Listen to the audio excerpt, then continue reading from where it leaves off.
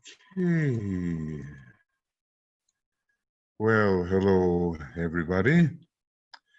And we are beginning our fifth program on this analysis of the various statements DK has made about the fourth initiation. Well, we've all been very busy with the work of the conference. For the first time, a completely streamed conference, and that has made a big difference. I think overall, it was very successful, and in this modern era, we have to be grateful that technology allows us to remain in place when we must, and to still carry on the work. So basically, what I'm going to do is try kind of a new format here. This is a Zoom format, and it is my hope that it all works out well. This is a little bit of an experiment. Usually it's go to meeting of some kind, and we'll just see how this works. And actually, this is the fourth initiation. We'll wait to the fifth initiation a little bit later. And this is a collection of material from DK based upon Zachary Rymill's compilation, which is a very good one and seems to accent what we must accent as we study these matters. From Dinah 2, another question which might well be asked is, do all the members of the group have to be at the same point upon the path of discipleship, or can they be at differing stages of discipleship or initiation? Well, even that's necessary. If you read the beginning of the Rule 11 in the Rays and the Initiations, you will see the need for what is called a miniature hierarchy. And all kinds of people have to be reached, and it's not suitable when only the higher types or lower types are uniform within a group. We need the whole spread. We need the whole gamut of possibilities. So DK goes on and says, what you really mean when you ask this question is, he has the insight, is the group composed of it is as individuals taking the same initiation? Are all its members exactly the same, at exactly the same point in evolution? And DK answers, by no means.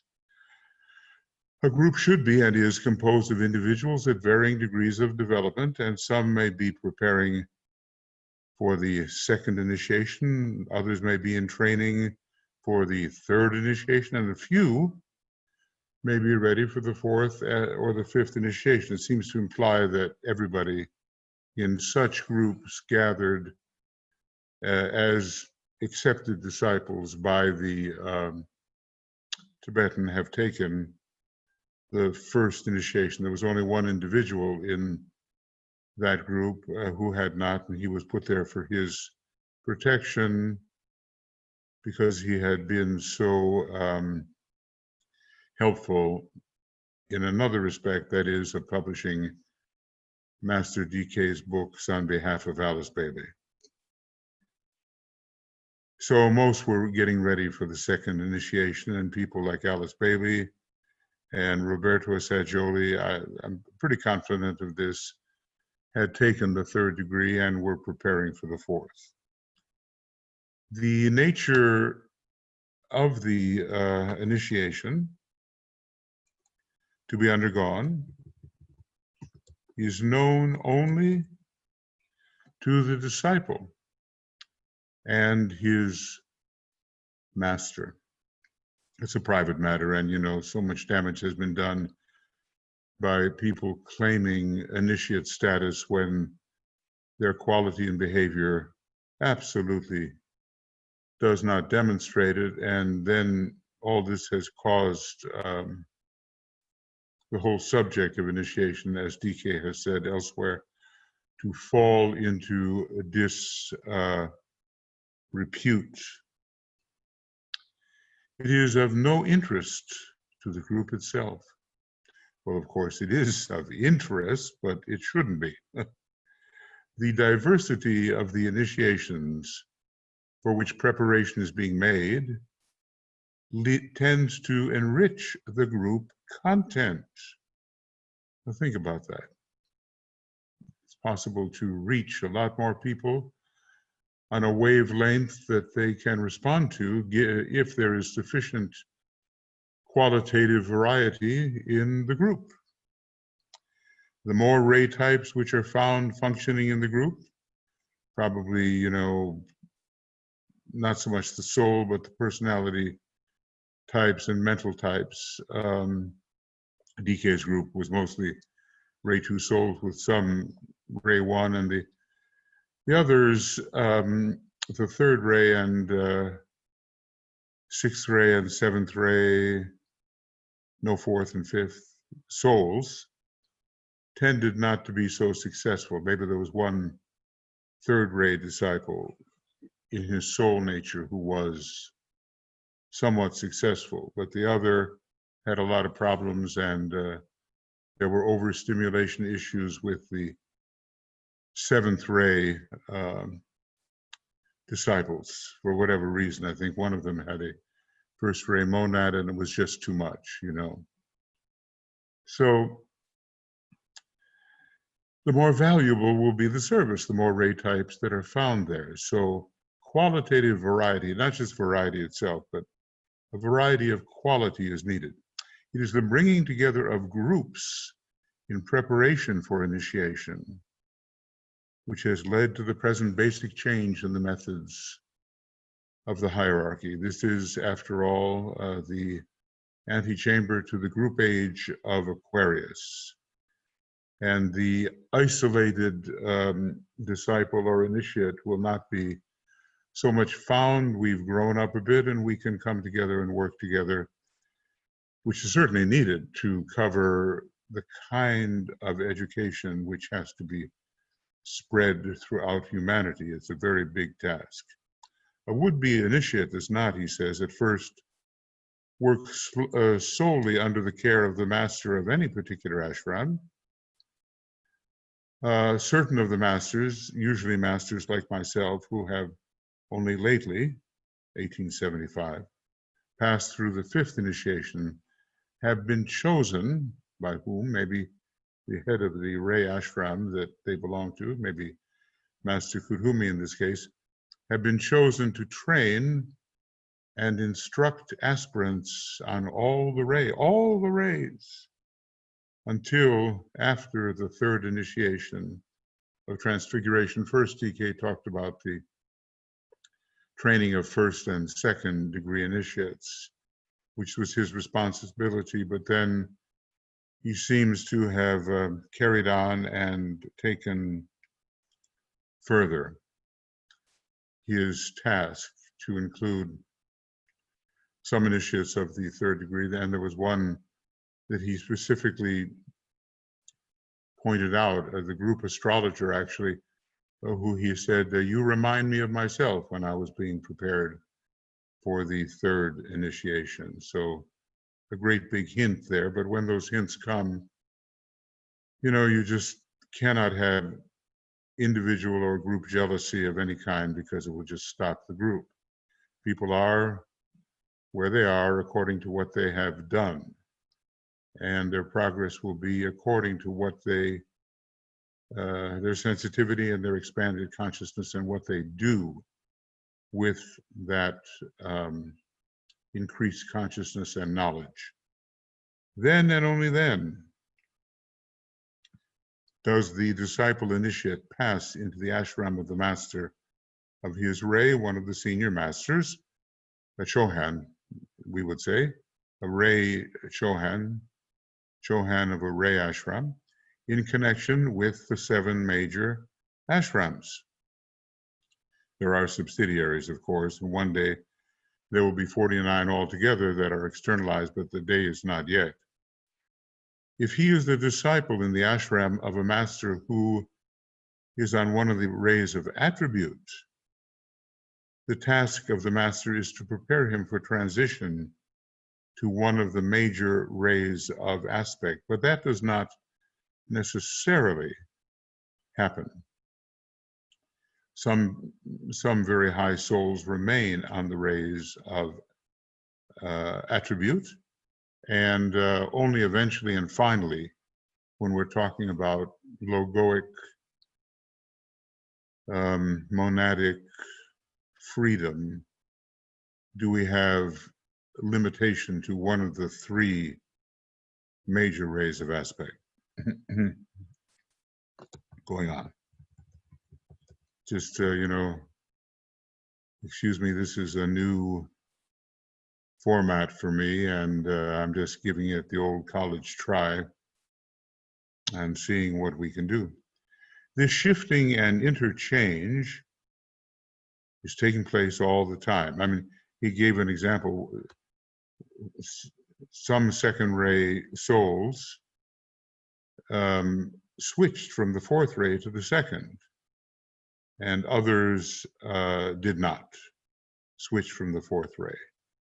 And there's a difference between the soul, let us say, that switches from the 4th ray to the 2nd ray, and from the 6th ray to the 2nd ray. And there's a difference when you switch from the 6th ray to the 3rd ray, and when you switch from the 4th ray to the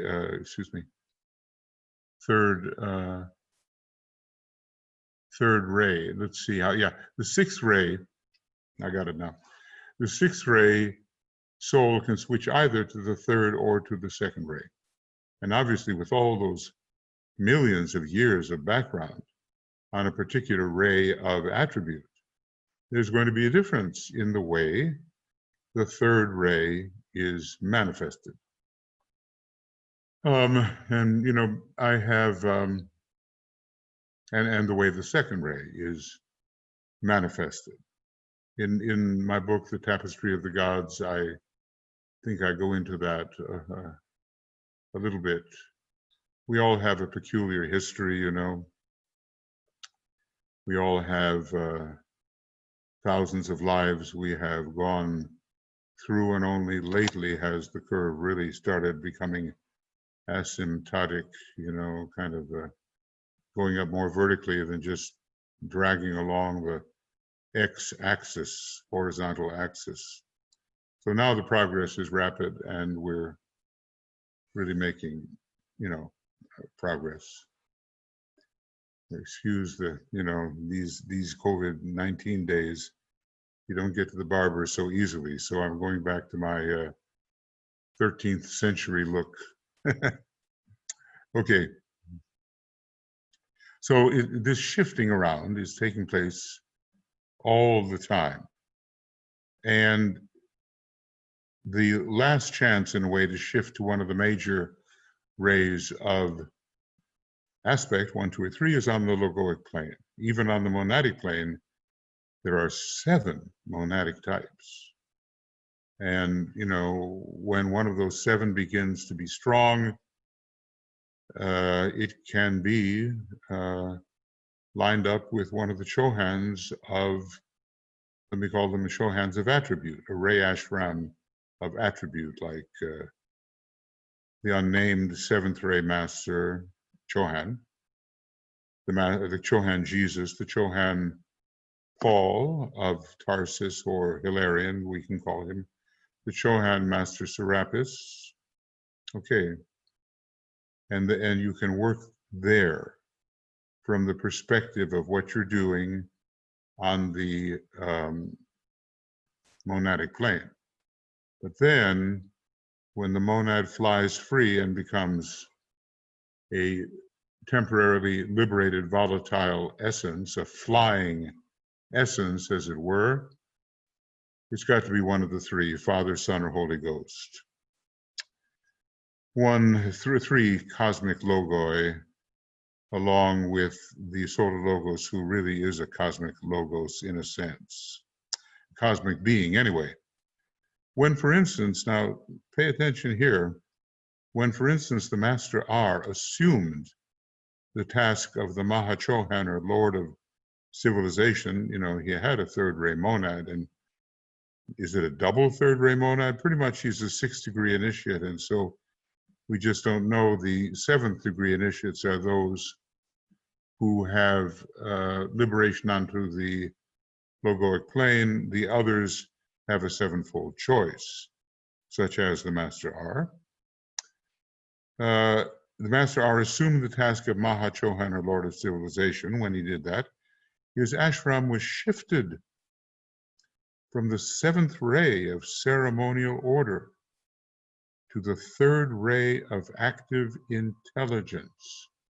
Some people forget that and they just think of Master R as the 7th ray master, but really he's in charge of ashrams 3, 4, 5, 6, 7. And he's in a much greater supervisory position on the great 3rd ray of intelligence, which is certainly his first monadic ray, and we don't know, is it his second and highest monadic ray or expression. So the majority of those who have taken the 2nd and 3rd initiations in his department, were transferred with him under what might be called a special dispensation, because here's the thing about the 7th ray, it's so often transferred to ray 1. And it's ray 4 and ray 6 that can be transferred to ray 3. But this was a special dispensation, and I suppose a lot of those on the 7th ray, and especially those with 3rd ray monads, went with him onto the 3rd ray under special dispensation. All of these ray movements, are quite intricate, and one day we'll know the how and the why of it. But let's just say hierarchy is adaptable and adequate to the need. The rest of the members of his ashram remained for tuition, which means teaching and training, in service under the master who took his place as the central point of the 7th ray ashram. So we are talking about transference of 7th ray types with initiates of the 2nd and 3rd degree, adding to their 7th ray a powerful expression on the 3rd ray, So there's so many manifestational things they will be in charge of, and financial issues, because finances determine what shall be materialized. And these are two great rays of form, the 7th ray and the 3rd ray. The 7th ray, more particular form, more exacting form, the ray of exact arrangement, and the 3rd ray, the ray of a more general externalization, never so fine in detail as is the 7th ray. 4th degree initiates and above are custodians of the plan. Well, we've been talking about the 4th initiation, even though it's out of our reach and has to be approached as a privilege when we are ready and not all emotional and ambitious about it. 4th degree initiates are above are custodians of the plan. Somehow they register from the monad and from the atmic plane what really does need to be materialized. So here's Dyna 2, page 391. And you know, if you just want to think about these things, I suppose you just press your space bar somehow and pauses, and then you can, you know, dwell on these matters. Or there are ways to expand to a full screen, regardless of how it arrives for you, and you will, you know, see more and clearer, because some of this print is pretty small, but Zach kept it that way, enlarging the things that he felt were really important.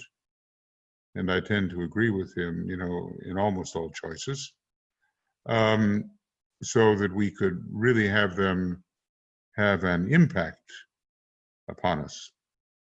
Souls, that's what we all are, because soul is a cosmic principle, really. Even the triad is a soul. Even the monad has soul. Unusual to think about that. Monad has this awareness, this consciousness, which can be named soul. Soul, that is, those initiates who have taken the fourth initiation, souls. It's so interesting, isn't it? That they're really called souls when they've taken the fourth initiation. When they're still hanging out in the causal body and, you know, the egoic lotus, they are learning what soul really is from its own plane of serviceable materialization, but they are not liberated the way a fourth degree initiate is liberated, in touch with the monad. And, you know, even the fourth degree initiate would say, I'm not liberated yet. And so would the fifth degree say so, and, you know, all the way up the ladder until we reach the cosmic universal logos, the universal logos, who would say, okay, you know, I am not liberated yet, not until the universe, any one of an infinite number. Is there such a thing as an infinite number? Well, some say so. Until the universe itself, any universe, of which there have been countless in a way,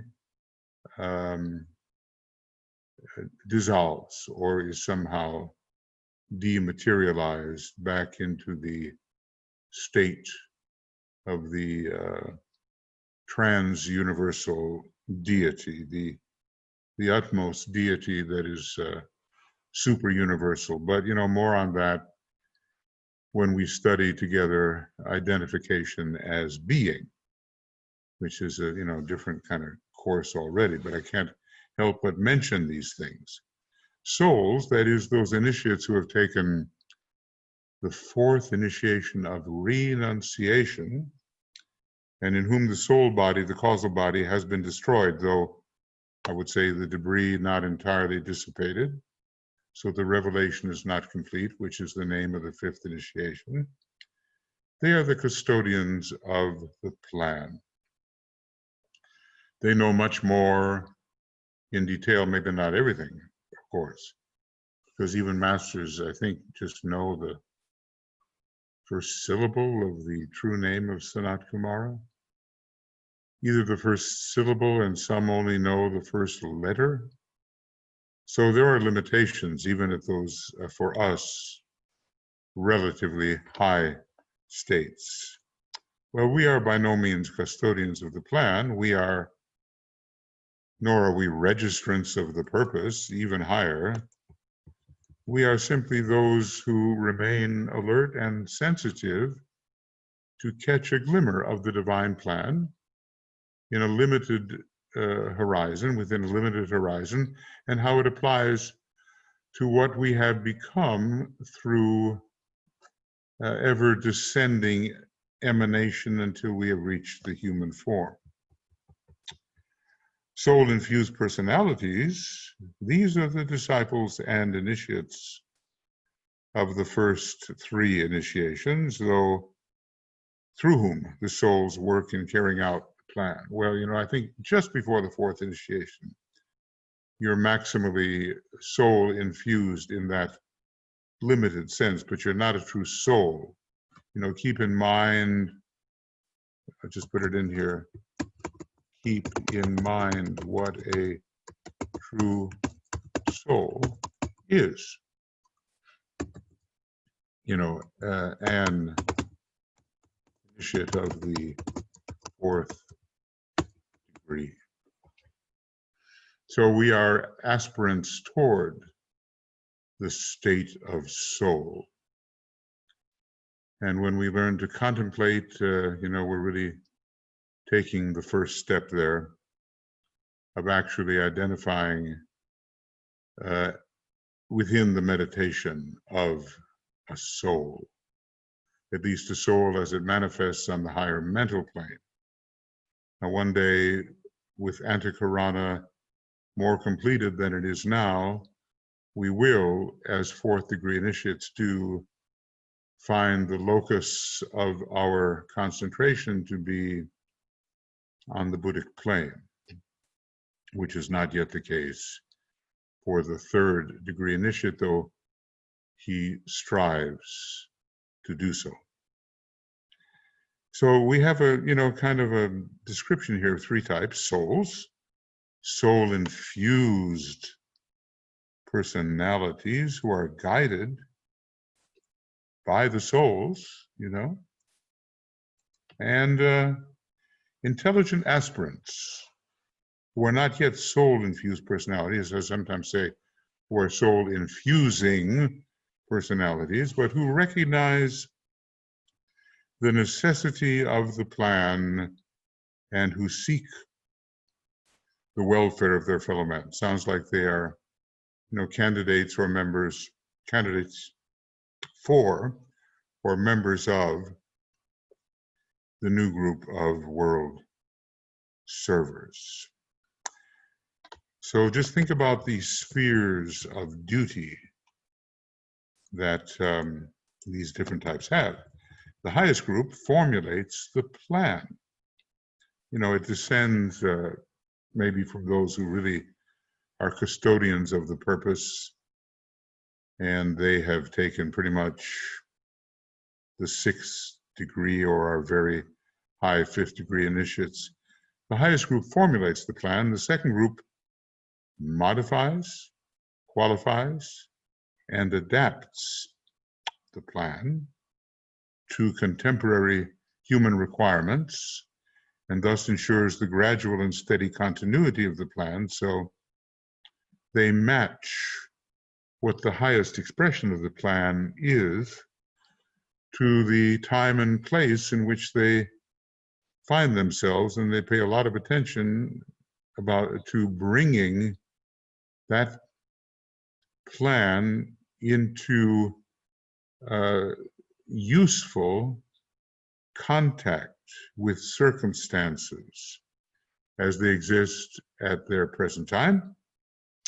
And the third group are the agents, the hands and feet, so to speak, who carry this plan to mankind. So what we've got is the head, the torso, and the heart, and then the arms and legs, basically.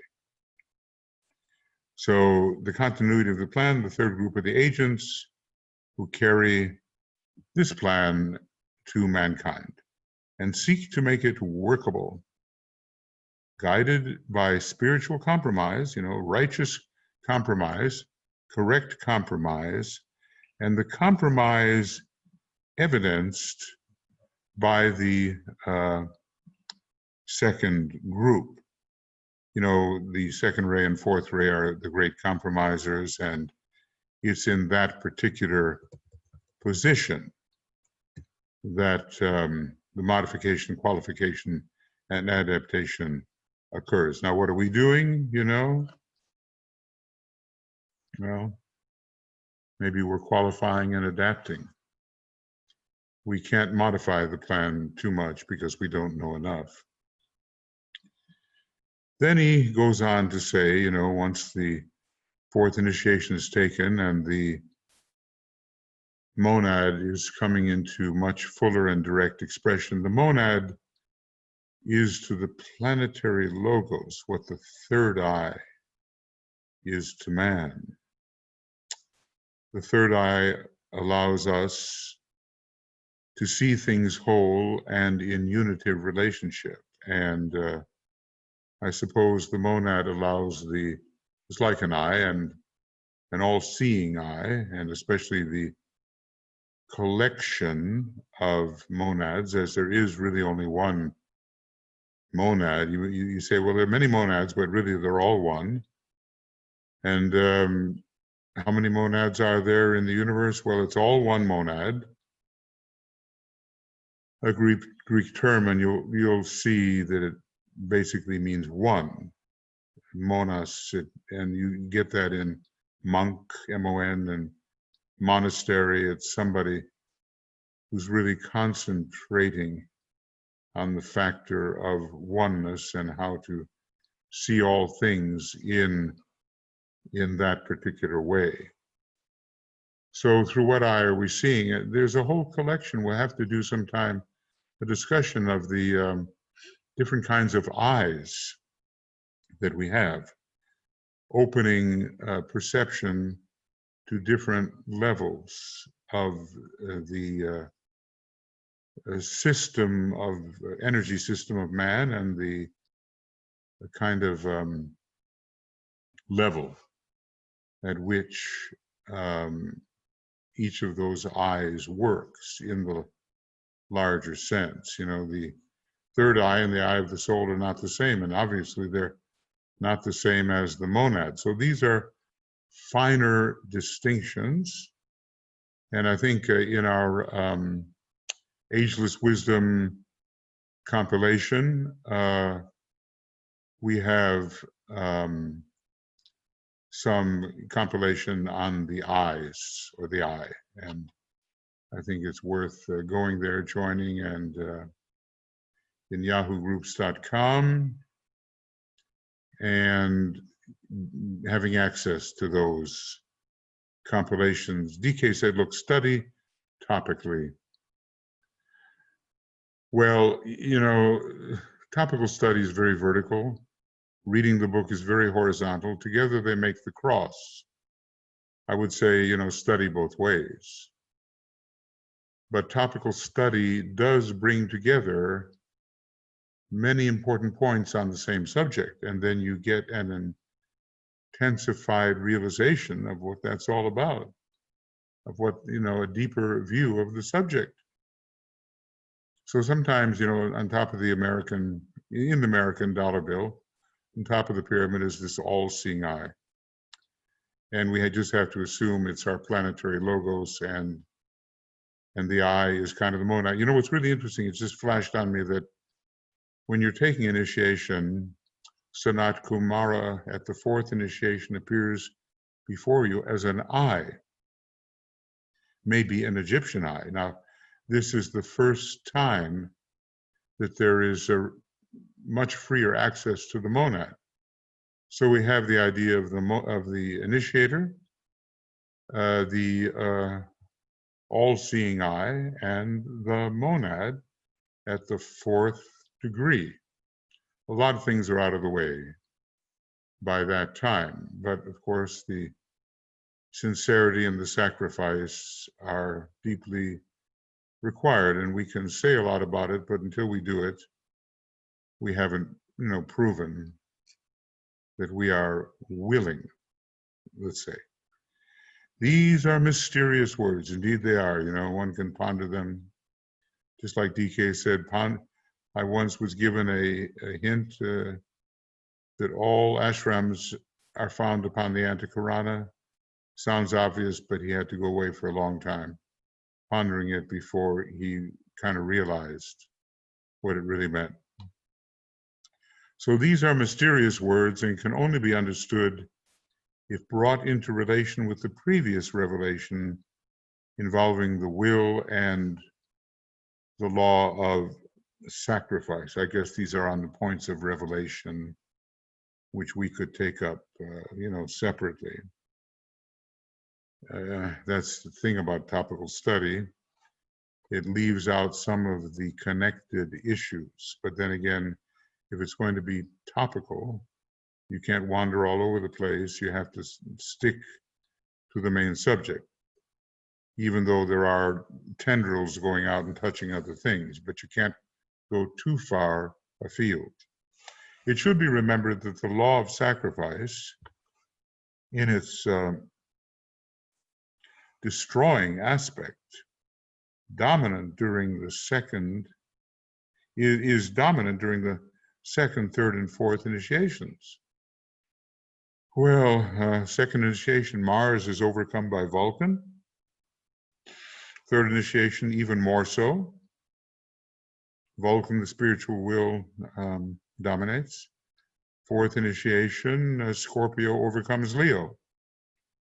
And the limited meaning of the sun is overcome by Pluto. And this is a period in which the base of the spine is already active and contributing to the Kundalinic destruction of the causal body. There are many ways, well, several ways in which the causal body is destroyed. And some of those methods are coming from the Buddhic plane, and some are coming from below, and some are coming from the atomic triangle. There's just not going to be anything left except the debris of that individual supernova we call the destruction of the causal body.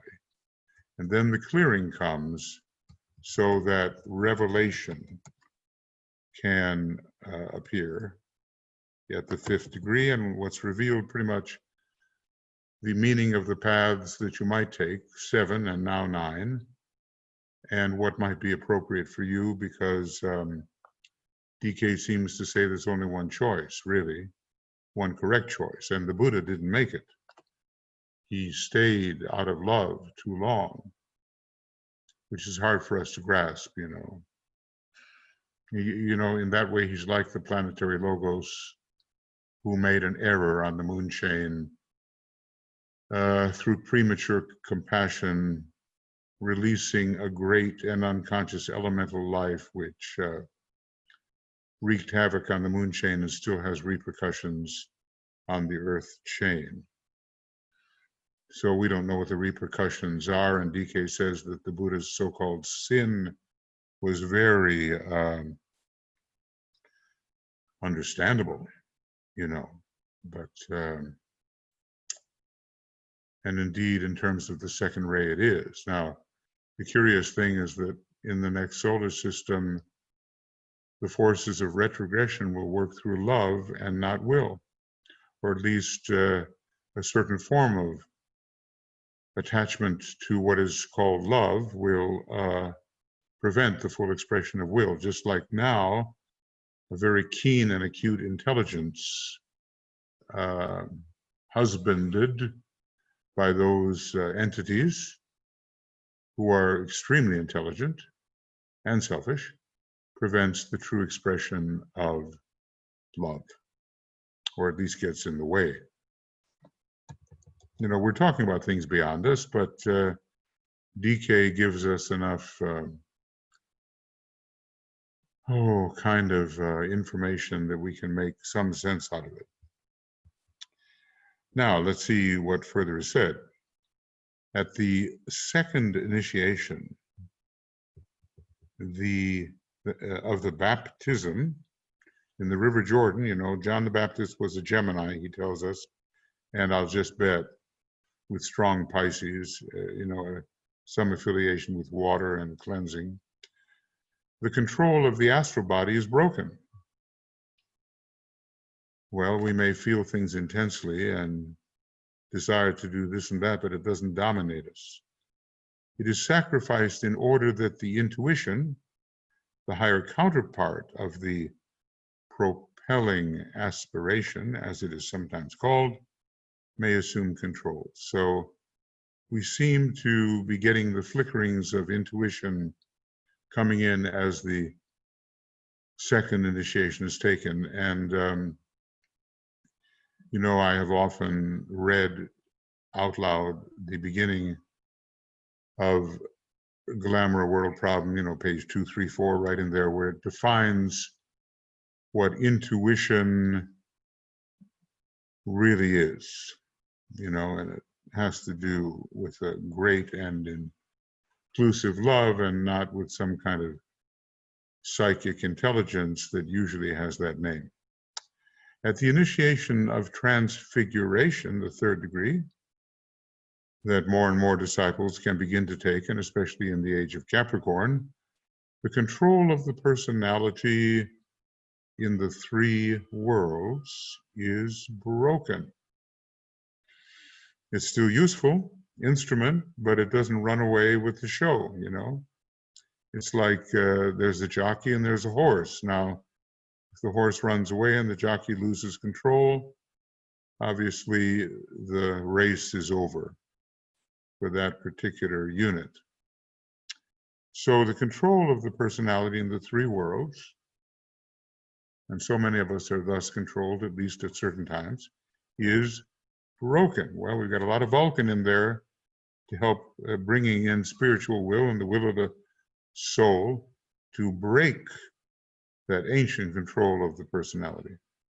In order that the sons of mind, the son of mind, the soul, may be substituted finally for the concrete and hitherto directing lower mind. Lower mind has everything to do with personality, and it's on that same level of lower mind that personality is generated, pretty much at the fourth subplane of the mental plane. But if we want to get into our first demonstration of real soul, we'll go into the higher mind. It's certainly not the last demonstration of soul.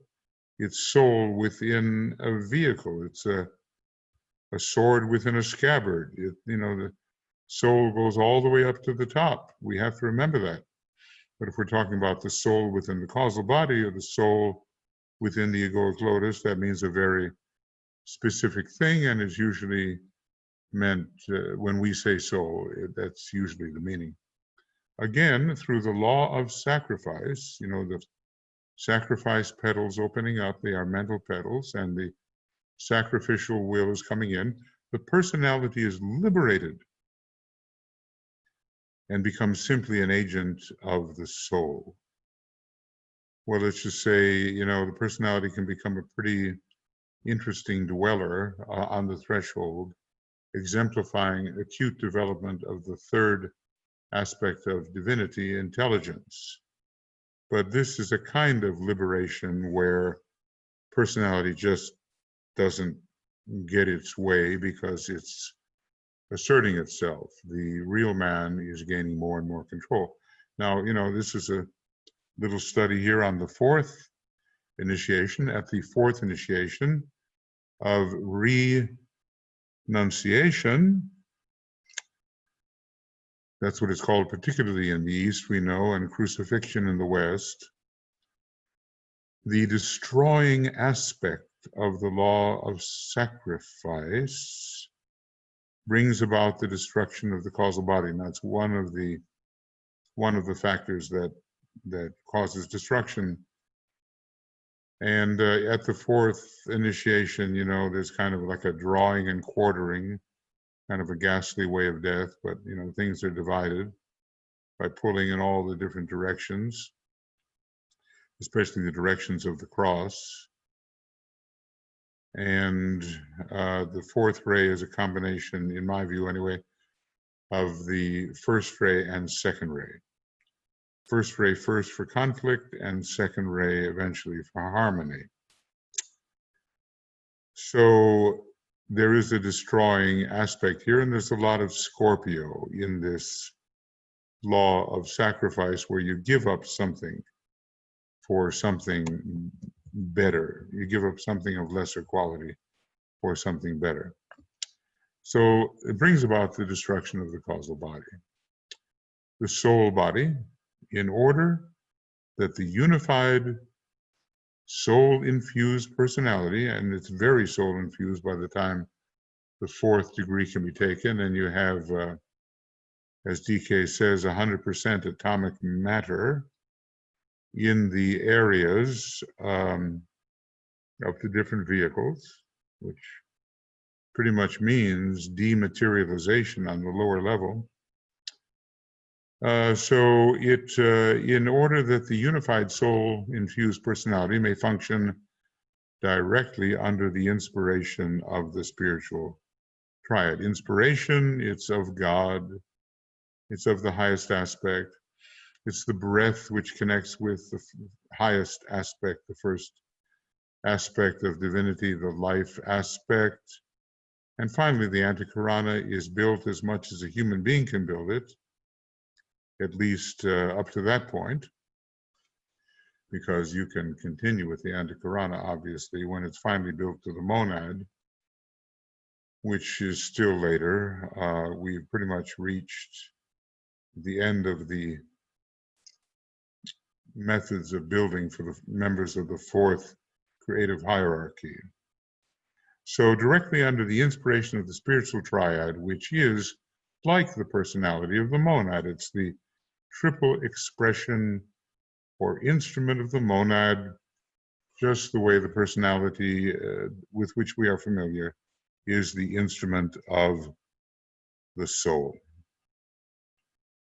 All these things lie ahead of us, and we just have to prepare wisely. The significance of these, quote, destructive episodes which produce the freeing of the prisoner of the planet, whether the prisoners, many elemental lives, and they are certainly upgraded at that time. But here we're talking about the divine spiritual man, which is usually forced to dwell for millions of years within the elemental nature we call the personality. So it's freedom. It's suffering in the sense of loss of attachment to that to which we are commonly attached, and there's a rending process. The veil of the temple is rent in twain, but the divine spiritual man, ultimately the monad, and certainly that which is within the triad and within the causal body, is freed, or at least has gained a greater degree of freedom. Destructive episodes which produce the freeing of the prisoner, singular, of the planet, the divine spiritual man. The significance lies in the fact that after the fourth initiation, the light of purpose is the sole controlling factor in the career of the initiate, and he enters then upon a stage wherein he steadily approaches to the center where the will of God is known. The custodians of the purpose bestow that of which they are the custodian upon the newly made initiate, and they do it in a measured manner, and we're driven by the higher aspect.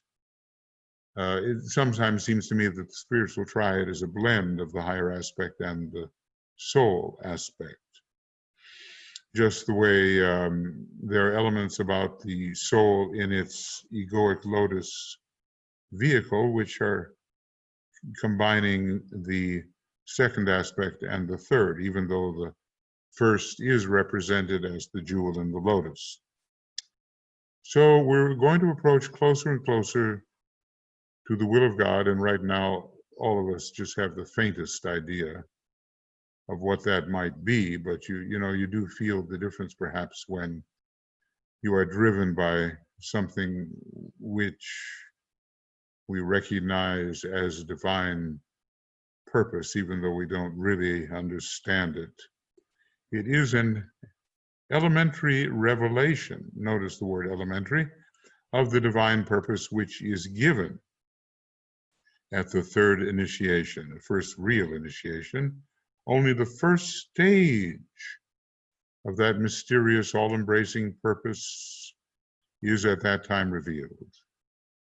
The remaining 6 initiations, up till 9, progressively reveal to the master, because he's attained that, the all-enfolding purpose, which probably has a whole lot to do with the place within the solar system and creating a great station of light and becoming the Kundalini power, the base of the spine power to the solar logos, and assisting the solar logos to take finally the 5th initiation, where base of spine and the top of the head represented by the solar logos or sun, are combined. Base of the spine, Pluto, Earth especially, and its relationship to the sun or the solar logos, brought out especially in eclipse relationships. That's the kind of power that can be released at eclipses. Earlier, I told you that 3 words should be considered in relation to the points of revelation. And I guess that's what we're studying here. You never quite know when you're doing the topical study where you're landing. Procedure, location, and objective. All 3 of them are of use here in considering the nature of the impending revelation. And you know, it all leads to mastership, which is called the initiation of revelation. The recognition of these points of revelation falls automatically into 2 main procedures or planned processes. We're obviously going to try to do things right and do it by the book and according to the rules. This is no time for improvisation. Occultism is a science, and we have to approach in a scientific manner before we can wield what we have learned artfully, artistically. So let's see what we have here. The 4th point of revelation and the 4th initiation. It's the destroying aspect of the will. There's also the creative aspect and the sustaining aspect, but the destroying aspect is the liberating aspect because it detaches us from lower preoccupations which prevent our moving onward. So the recognition of these points of revelation falls automatically into 2 major main procedures. The 4th point of revelation and the 4th initiation, this is the topic, the destroying aspect of the will.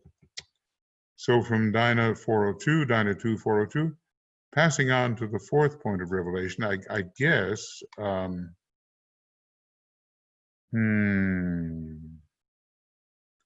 would I dare do this?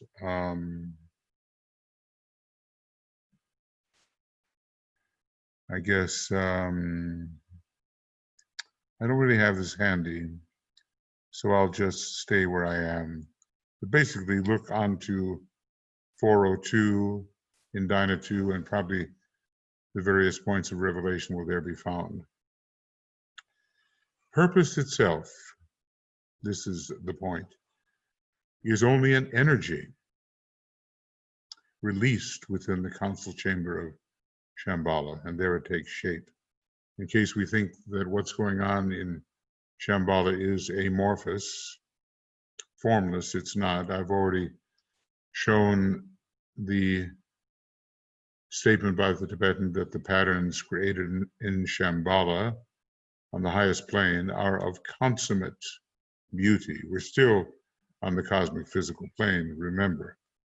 Whether there are higher correspondences to Shambhala for the sacred planets and for the solar logoi and so forth, probably there are, but we have enough to deal with just trying to understand Shambhala, into which one cannot blithely waltz unless one is and even then not blithely, an initiate of the 5th degree on the 1st ray, or otherwise a Chohan of the 6th degree on the other rays. So purpose itself is only an energy released within the council chamber at Shambhala. This point of revelation carries the initiate to one of the highest points of contemplation. And there are many points. In the East, they categorize these points. All contemplation leads to samadhi, which is a blissful unitive state of realized oneness, but there are all kinds of samadhis. And thus the Oriental mind divided these abstract states very distinctly, and probably with a lot of argument about what was correct. You know, the Orient has the fourth ray soul, but the third ray argumentative personality, and the different schools and the different approaches, they all argue. It has nothing to do with really experiencing the truth. So we are here concerned with his, the initiative of the fourth degree, I guess, with his sudden apprehension at the fourth initiation of renunciation, where an entirely new scope of experiences is opened up to us, of another phase of the divine, conditioning will.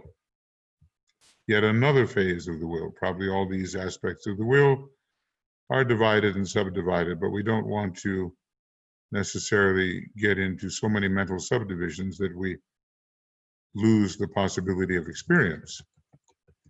He has begun to recognize and to interpret, even though in an elementary fashion, compared to what he will recognize at the ninth initiation. Oh goodness, you know, the Christ is even far from that. The destroying aspect of the will, as it expresses itself through the law of sacrifice. As Massamoria said, when have you ever become less? Through sacrifice. And the sacrifice demanded is greater and greater until we meet such a being as Sanat Kumara, who is known as the great sacrifice. And of course, there are still greater sacrifices beyond the one that he is making. You know, sacrifice all the way up, because it is the relinquishing of misidentifications.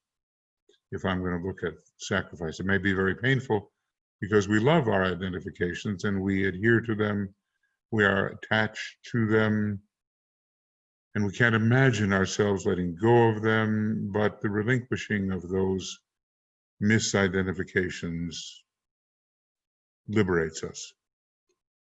So, you know, 401, 402 here in Dina 2 has a lot of important information. So yet another phase of the conditioning will, he has begun to recognize and to interpret, even though in an elementary fashion, compared to what he will recognize at the ninth initiation. How many thousands and thousands, or even, I don't know, would it be millions of years ahead will that lie? The destroying aspect of the will as it expresses itself through the law of sacrifice. But what is destroyed is limitation. And sometimes it's very hard for us to give up our limitations. You sometimes hear about people who have committed a crime and spent 40 or 50 years in prison, and they don't want to leave. It's home. And so they go out and commit some kind of petty crime just so they can get back to home, to that which they've identified with their prison. And human beings have a tendency to do that if exposed for a long time, and we have been exposed for a long time to the elemental life of the personality. Now, for the first time, as a result of destruction, he can begin to grasp the essential building aspect of this same will. It's more the second aspect, isn't it? And to apply his future function as a creative builder. It kind of looks like the third and second ray are involved there together. The building here to be carried forward, I would remind you, is not the building which is distinctive of the second divine aspect. That clarifies, right? That of love wisdom. It is strictly connected with that of the first aspect of purpose. It looks like every aspect has its 1, 2, 3, okay? So, you know, there is the sustaining, building will, you know, oftentimes represented by zodiacally by Capricorn and Leo. Well, Capricorn, the will that conquers death, Leo, the will to fulfillment, and Aries, the will to create. So we have to line up these correspondences at some point and have them be meaningful. It is strictly connected with that of the first aspect of purpose, power, or will. It deals with the processes which precede the active creative building. The drawing up of the blueprints in those old days. I guess right now we have these computer programs which make blueprints really antiquated, if I may use such a term. The drawing up of the blueprints, and we might say the abstract mind is involved there somehow, within the confines of Shambhala. So it's a real causal nature that exists up there, in there, and it has to do with the outlines, the final archetypes which must be fulfilled below. And the third aspect of divinity under the first probably is involved. So let me read this again. It deals with the processes which precede the actual creative building, the drawing up of the blueprints, if I may use such a term, within the confines of Shambhala, where high spiritual beings must lay their plans. It's not only within hierarchy and in the atmic plane where the plans are laid, but within Shambhala itself, including esoterically then the monadic plane and the logoic plane. I imagine the council chamber of Shambhala to be on the logoic plane. This is a different process to the creative building process and is related to a mysterious undertaking which is carried forward under the law of assembly. In come the energies, they have to be assembled into archetypes according to the thought of our chain lord and our globe lord and probably our scheme lord, related in a certain way. Given the materials, you relate them a certain way, which is archetypal, and then, only then, do you attempt to materialize them. This is pretty abstract stuff, isn't it? And we just have the possibility of maybe having a little hint about it. Well, I think, we may be there. I have this peculiar feeling. I don't even know whether this recording took, because it's really, really new to me using this particular format. So I'm going to really hope, and I'm going to stop at an hour, or very roughly an hour, and see if satisfaction is my lot or whether I have frustration because nothing really happened. Law of assembly, et cetera, et cetera. Yeah.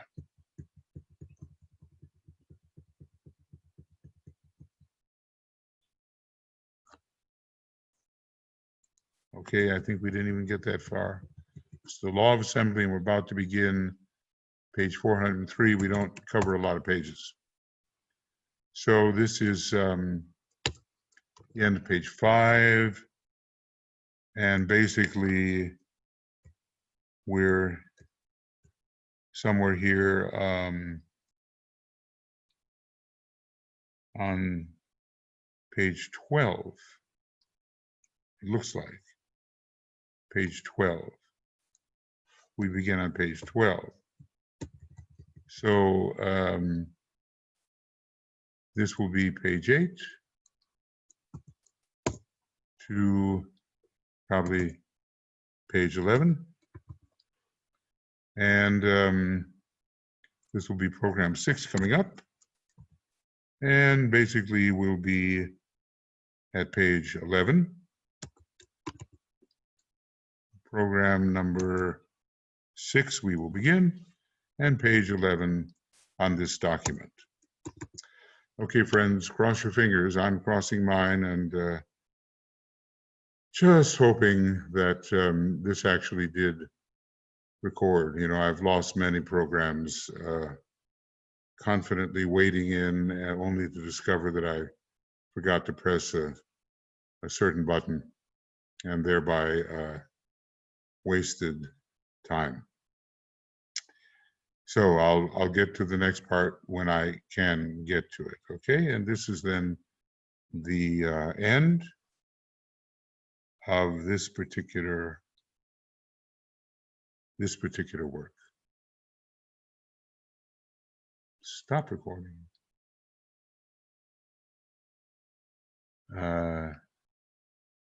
Yeah.